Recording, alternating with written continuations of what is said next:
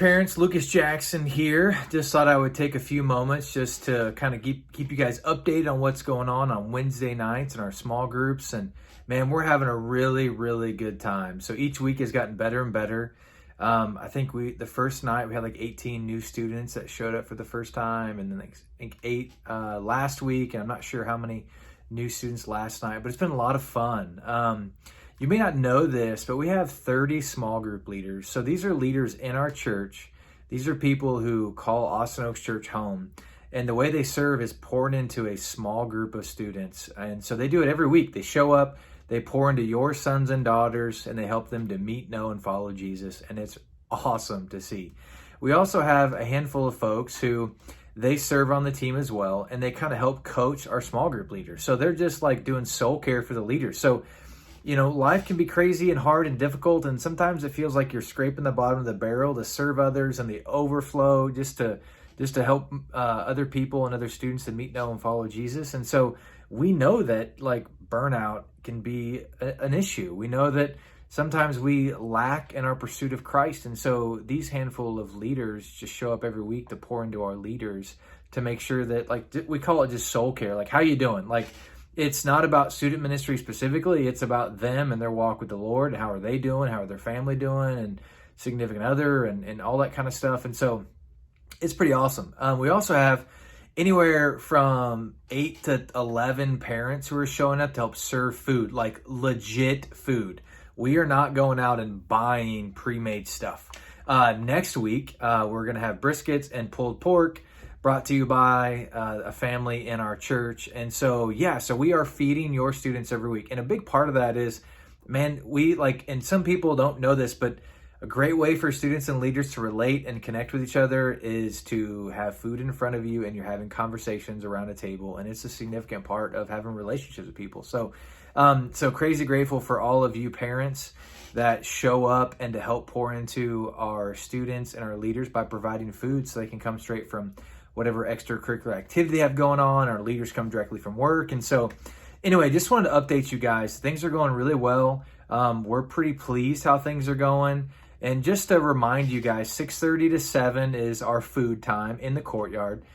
And then 7 o'clock, we start some worship time. We sometimes do a game time. Sometimes we'll have a short conversation with the students about a topic.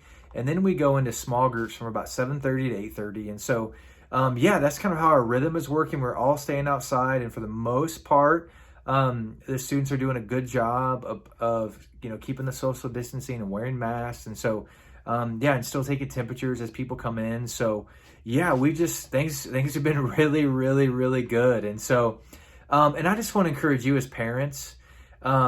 So all of our small group leaders, including myself, are to be reaching out to you and letting you know how things are going. So you have direct relationship and conversation with your son or daughter small group leader. Now, we don't all do this perfectly. Some of them do it really, really well, and some of them have a harder time with it because, just things are going on, and that's fine.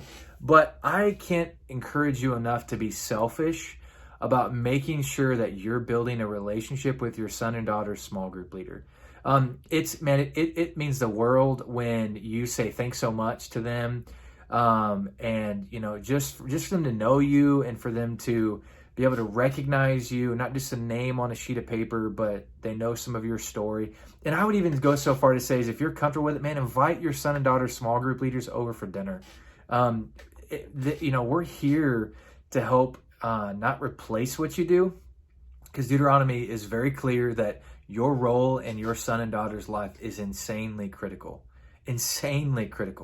But we also know that discipleship happens even outside the home, and other people being able to pour into your sons and daughters. I mean, it's a significant thing. And I've even had multiple of you guys that have walked up and said, Lucas, I've been telling my son and daughter that they need to do blank. And then they came home last night and told me that you or their small group leader said the exact same thing that I've been saying for the last 10 years. And they listened to what you said. And I know that's frustrating. I totally get that. But no, that's also a win. That's why we're here, is to help you. So parents, man, please be selfish and let me know if you haven't heard from your small group leader yet or small group leaders, let me know. I'll send them your cell phone on our website. We have all of the small group leaders for every grade and their emails there. And so you can find that as well under the student ministry page. But please be selfish and just build those relationships, because in reality, a lot of our leaders show up in the lives of your sons and daughters when they are in 6th grade, and they progress 7th, 8th, 9th, 10th, 11th, and 12th grade.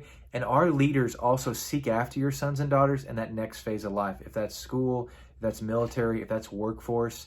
Like, so having other people in your corner and having other leaders for you to be able to dialogue with, man, it's such a huge blessing. And it's a huge blessing for our leaders as well.